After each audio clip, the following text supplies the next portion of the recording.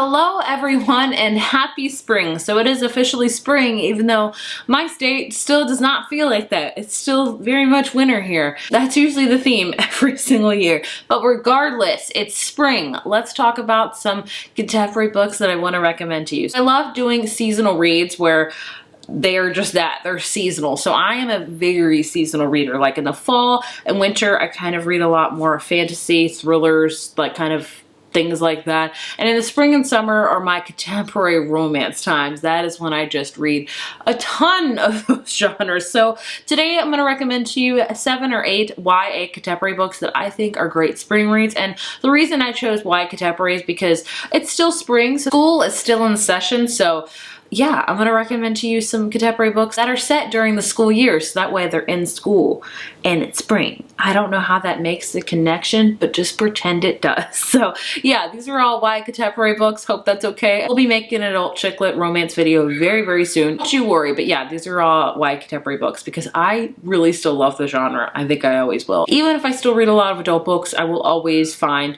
YA contemporaries like my guilty pleasure comfort kind of genre, in my opinion.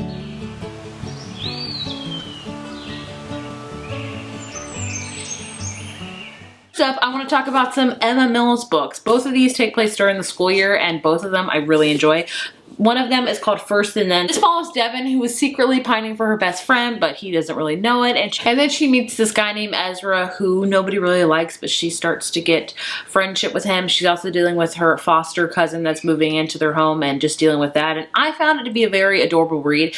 Emma Mills is a great YA contemporary author where they're just fun books to read. They're just like a warm hug. Her newest one, Famous in a Small Town, is all about a character named Sophie who lives in a small town. You guessed it. And she's in her band and she cares a lot about her friends and things like that. She takes on this task of trying to get this huge country star to come back to their hometown. She's also pining for her new neighbor that moves in named August, and it's all about that. I don't think that Emma Mills books have a lot of plot to them. There's not like a ton that happens, but it's just really kind of a slow burn character development and romance, and those are some of my favorite to read in the spring and summers, honestly, so I would recommend both of them. Next up is an underrated gem for sure, and that is Shuffle Repeat by Jen Klein. It follows June and Oliver, who live close to each other, and their parents are friends, and their parents kind of decide, hey, they're gonna carpool together for school to save gas and to make friends. And basically it's about their carpooling every single day to school and who has control of the playlist. And they make different playlists. There's playlists scattered throughout this whole book, and it's basically about them becoming friends and ... You can guess a lot of the plots with YA contemporaries, honestly. I think that's just how it is, but I found it to be very adorable, very cute, very much a spring read. Stuff you guys know, I had to put a Casey West book on this because Casey West is one of my favorite YA contemporary authors. I'm sorry if you hear my son. This is one of my favorite Casey West books. This follows Kate, who is really happy, like living on her house on the lake. She has, her family like owns like this jet ski rental company thing. And she's just happy with small town life and doing that. Basically, she gets roped into her school's podcast and she's one of the hosts, and people call in for advice and they answer, and therein lies a romance. It's cute, it's fluffy, it's exactly what you expect a Casey West book to be, and I highly recommend it. I have a whole video dissecting every single one of Casey West's books, so if you want to figure out which one is for you, which one is not, I would recommend watching that video, and I would recommend reading this book because it was just adorable. Simon versus the Homo Sapiens Agenda by Becky Albertalli is a classic YA contemporary book that I adore, that always puts a smile on my face as soon as I talk about it. And basically, it's about Simon. This has been made into a movie. Highly recommend the movie. Oh, I love the movie. I dare say I might like the movie a little bit better than the book because the movie was just so freaking adorable. This one follows Simon, who is not so openly gay, and he's really struggling with that. And then he meets a character named Blue online in a school's forum, and him and Blue start talking and they start having a relationship, and Simon's trying to figure out who Blue is. And then one day somebody figures out that he's having this conversion with Blue, and they threaten to put Simon out on the open, like take him out of the closet against his will. So that is what this book is all about. It's adorable, it's great, has great friendships, great romance, and I just adore it so. Moving away from the really happy-go-lucky spring reads, I want to recommend to you A Heart and a Body in the World by Deb Coletti. Granted, I don't think this book takes place during the school year, so I'm breaking like 2 rules for this video, but I love this book so much. I want everyone to read it. Nobody has really talked about it a lot. It needs to be talked about. This follows a main character named Annabelle. Something has happened to Annabelle in her life.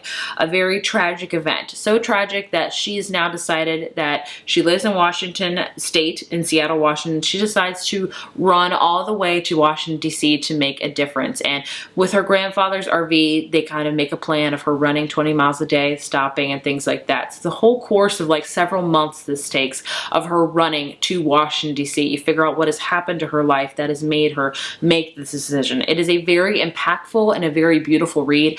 I highly recommend it. You're gonna love it. It's just a very amazing book and I want everyone to read it. So not very spring read because it is very in-depth and very intense, but it's beautiful and I think it should be read any season, honestly. Moving on to another underrated book, in my opinion, is Little Do We Know by Mar Ireland Stone. This follows two neighbors and best friends, Hannah and Emery, and they have fallen out of friendship. You don't know why. You figure out that through the course of the book, and they're basically going through a lot of different things in each of their lives. One of them has a preacher for a dad, and she's trying to figure out, you know, how to navigate that, and also trying to do things like that. The other one has a mom that is not very present, and her mom's about to remarry, and she doesn't think that's the best decision. And it's a very quiet type of contemporary book, in my opinion. It unfolds slowly, but it unfolds beautifully. It's a very character-driven book, but I loved reading about these two friends, about their lives and how they intersected and their relationship, of how everything brought them together and how they came together at the end. It was a beautiful read. Nobody talks about this book, but I loved it so much. Again, like I said, it's a quiet contemporary. Not a ton happens, but it is beautiful. The last book I want to talk about is Emmy and Oliver by Robin Benway. I read this a couple years ago and I'm still very much in love with it. This follows Oliver, who was kidnapped as a child by his dad. His dad pretty much picked him up from school when his parents were divorcing and whisked him away, and nobody knows where he went. So Emmy and Oliver were neighbors and they were best friends, and then, you know, he just disappeared. Emmy is 17 and Oliver is coming home. He has been found, and so now it's all about his transition into back home. He didn't know he was kidnapped. He just thought he was going to live with his dad for the rest of his life. He didn't know any different. So now he's home with his mom and his two new siblings that he never knew existed, and a new stepdad, and he's now having to deal with Emmy, who he doesn't really remember a lot. And it's just about his life home during the school year, of how he transitions. And it's a beautifully told book. Again, a quiet type of contemporary book where it's just about the characters and their character development. But like I said, it's a beautifully told book. Again, another underrated YA contemporary book that I think you should read. It was so, so beautiful. Those are some of my spring reads recommendations. I don't know if you'll necessarily classify all these books as springy, but I kind of think them as that. They're kind of my transitional books into summer.